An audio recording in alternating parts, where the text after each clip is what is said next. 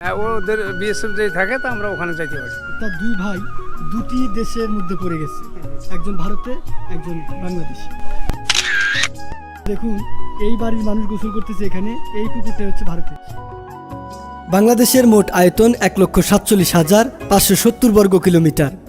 ভৌগোলিক অবস্থানে বাংলাদেশের 3 দিকে রয়েছে ভারত, তাই মায়ানমার সীমান্ত বাদে বাংলাদেশের যে প্রান্তেই যান না কেন সেখানেই ভারত পাবেন।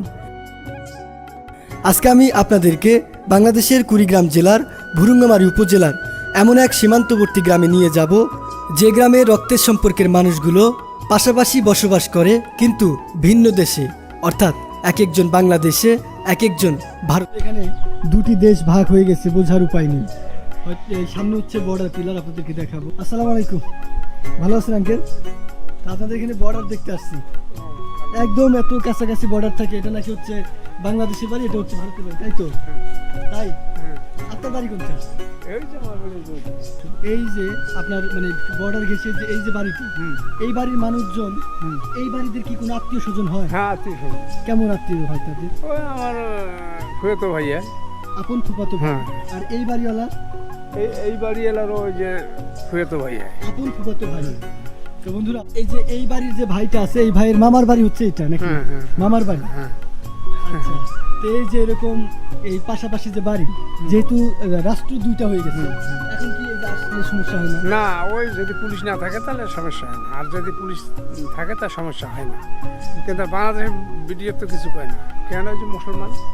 আর কি বলবে, ফুফাতো ভাই যদি এটার বাড়ি হয়, এটা যদি মামার বাড়ি হয়, এই আনাসে কানাসে এই বাড়ি একই বাড়ি, এটা আসতে তার অনুমতির কোনো না, প্রয়োজন নেই। অনুমতির কোনো প্রয়োজন নেই। আর এটা এই বাড়ি আমি মামার বাড়িতে আসবো, কে আটকাবে? একটু খালি লুকোচুরি করে আসলে। কিন্তু আমরা ওখানে যাইতে পারি না। হ্যাঁ, এটা অবশ্য ঠিক। হ্যাঁ, ওদের বিএসএফ যদি থাকে তো আমরা ওখানে যাইতে পারি না। বিএসএফ এর গার্ড সবসময় সবসময় থাকে। হ্যাঁ, আর যদি ওরা যদি আমাদেরকে পায় তাহলে তো এমন পিটিয়ে সে পিটের আর বাম্মা নেই, আর গুলো ভাঙিয়ে দিবে। আচ্ছা, আর এখানে বিএসএফ এর গাড়ি, বাড়িগুলোর পিছনে হচ্ছে মানে বিএসএফ এর মানে টহল রুম, একদম কড়া গার্ডের দ্বারা। হ্যাঁ, গার্ড। বর্ডার পিলারটা দেখবো, এমনকি আমাদেরকে দেখাচ্ছে ঘুরে ঘুরে।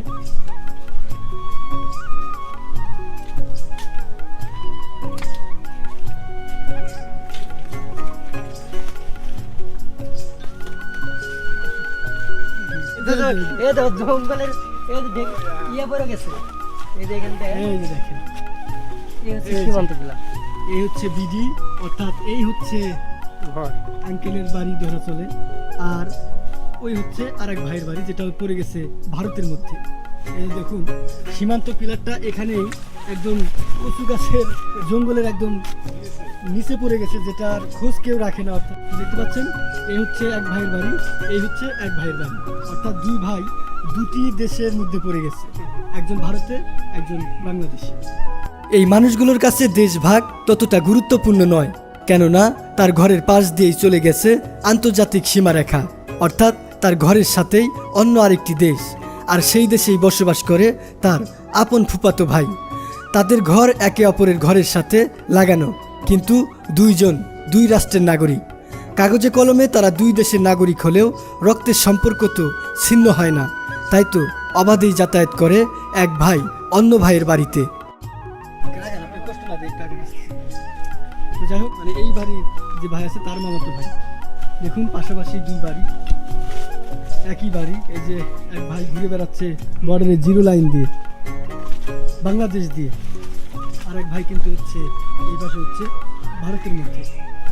তো যাই হোক, আমরা যাচ্ছি। মানে এই ভারতের বাড়ি থেকে আসছে তোমার ভারতে?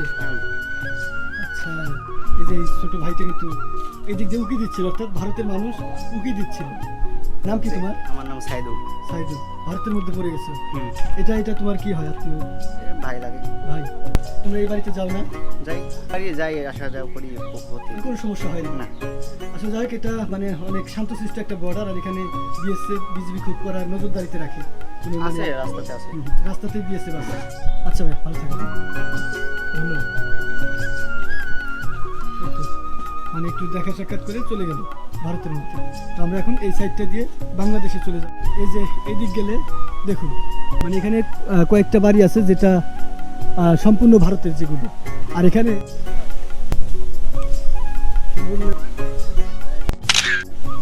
তুমি বাংলাদেশের পুকুরে গোসল করছো আর এটা ভারতের। তো দেখুন কতটা অদ্ভুত সীমান্ত, একদম জিরো লাইনে সে গোসল করছে বাংলাদেশের পুকুরে। তোমার বাড়ি বাংলাদেশেই, এখানে গোসল করলে সমস্যা হবে না ভারতের পুকুরে? সমস্যা হয় বলতে বিএসএফ আছে সমস্যা হবে। যাই হোক, বাংলাদেশের মানুষ বাংলাদেশের পুকুরে গোসল করছে। তারপরে এখানে এই বর্ডারটা ঘুরতে আসছিলাম, মানে যতটুকু জানলাম এই পুকুরের এই পাশটা হচ্ছে ভারত আর এই পাশটা হচ্ছে বাংলাদেশ, অর্থাৎ এই ভাই হচ্ছে বাংলাদেশে গোসল করতেছে। তো তাই তো নাকি? হ্যাঁ, আচ্ছা, এই যে একদম লাগোয়া সীমান্ত, এখানে বসবাস করতে আপনাদের কোনো সমস্যা হয় না? না, ওরকম সমস্যা হয় না। এই যে বাড়িগুলো দেখতে পাচ্ছি আর এখানে দেখলাম আপনার ঘরের কর্নারে হচ্ছে আর একটা বাড়ি, এগুলো কি আপনাদের আত্মীয় স্বজন? হ্যাঁ, এরা আমাদের আত্মীয়। হ্যাঁ, সীমান্ত কাছে জমিগুলো 977-এর 1S, 2S, 3S, 4S, 5S, 6S, 7S, 8S, 9S পর্যন্ত 24 বিঘা জমি যাহা আছে পূর্বে ইন্ডিয়া, পশ্চিমে ইন্ডিয়া, উত্তরে ইন্ডিয়া, সম্পূর্ণ সম্পত্তি আমাদের আমার। আপনার মানে পিলার ঘেঁষে যে জমিগুলো আছে সীমান্তে হ্যাঁ, সব আপনার? সব আমার, যেমন এই পুকুরটা আপনার? ওটা আমার। এখানে আর কোনো অপশন নাই, মানে সীমান্ত কাছে যা সম্পত্তি আছে, জমি আছে, সবগুলো আমার। এমনকি সামনে যে বাড়িটা দেখতে পাচ্ছেন, আপনাদেরকে যদি দেখাই, সেই সামনের বাড়িটা হচ্ছে মানে বাংলাদেশের বাড়ি। আর সেই বাড়ির চালের যে পানিগুলো সেগুলো কিন্তু ভারতের মধ্যে পড়ে। এই যে দেখুন প্রতিবেশী, এই যে ছোট বাচ্চা, এই যে বাচ্চা কিন্তু অবাধেই চলে গেল এক বাড়ি থেকে অন্য বাড়িতে। তো এই যে এই বাড়ির এক ভাই হচ্ছে গোসল করছে এখানে। ভাই, এটা তো বাংলাদেশের পুকুর। জি ভাই। আপনি এই যে আপনার পাশে হচ্ছে ভারতের পুকুর, জি। এখানে এই গোসল করতেছেন, এখানে নামা যায় না? আমার যায়, হ্যাঁ, আমার যায় মাঝে সাথে। দেখুন এই বাড়ির মানুষ গোসল করতেছে এখানে, এই পুকুরটা হচ্ছে ভারতের, এখানেও নামা যায় এখানেও নামা যায়, কিন্তু তারা কিন্তু সচরাচর এটাই নামে না। ভাই আপনারা বললেন একটু নামে দেখাই। কি আলা দেখেন, বাংলাদেশের মানুষ।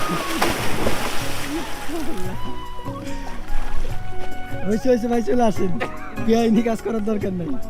আর বাংলাদেশে